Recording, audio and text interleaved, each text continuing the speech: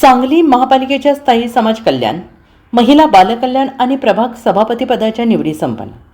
सांगली, मिरज आणि कुपवाड शहर महानगरपालिकेच्या स्थायी समिती सभापतीपदी अतुल माने, समाज कल्याण सभापतीपदी सौ गीता सूरज पवार आणि महिला बालकल्याण समिती सभापतीपदी बानू जमादार यांची बिनविरोध निवड करण्यात आली.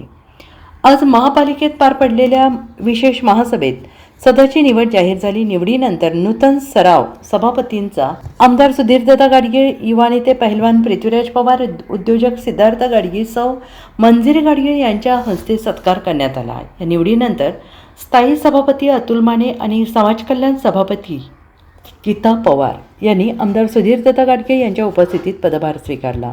आज सांगली मिरज कुपवाड महापालिकेच्या स्थायी सभापती निवड झाली. अतुलदादा माने यांची या पदी निवड झालेली आहे. तसं सामाजिक न्याय या आपल्या याच्यावर गीताताई पवार यांची निवड झालेली आहे. आणि तिसरा सभापती म्हणजे आपलं हे बानू जमादार